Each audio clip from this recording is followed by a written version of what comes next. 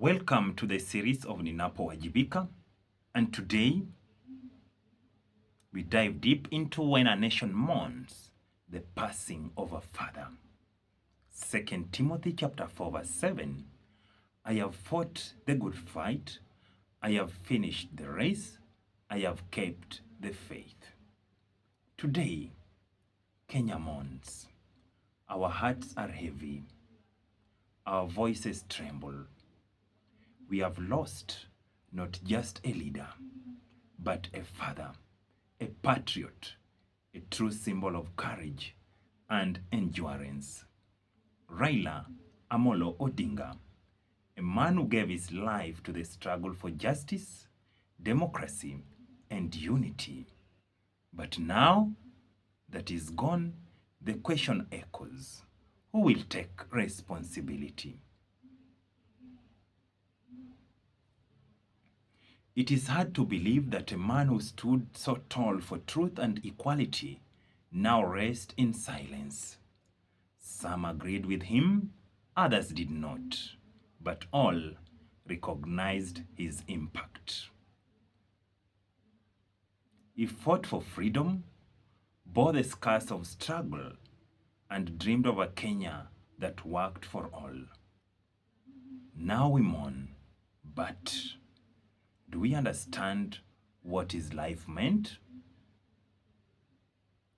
Will our tears build unity or wash away into the dust of forgetfulness? Because his death reminds us of something vital. A nation is not built by heroes alone, but by citizens who take responsibility.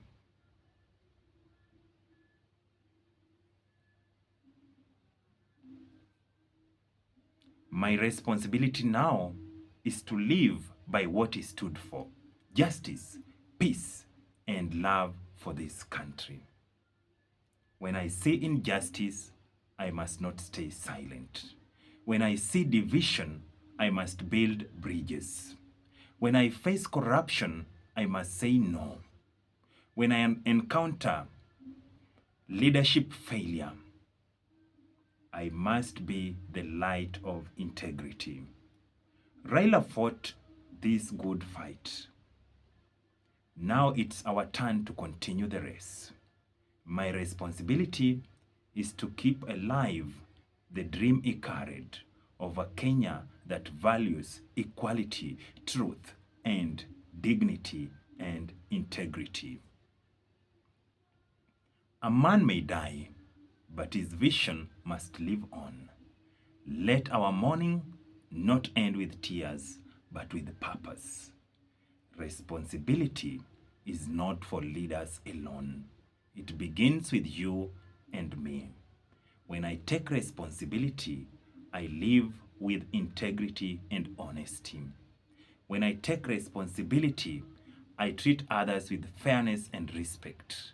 When I take responsibility, I become a voice of truth and hope in my home, workplace, and community. Because the legacy of a father of the nation is not preserved in words. It is protected in action.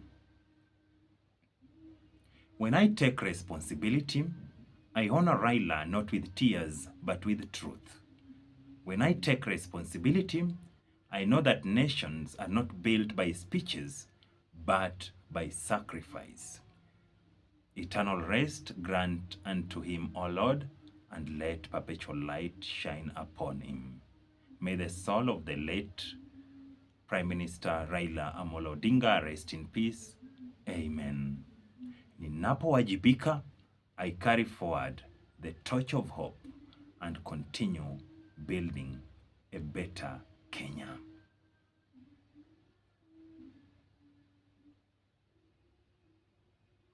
Be responsible. Become responsible. Wajibika.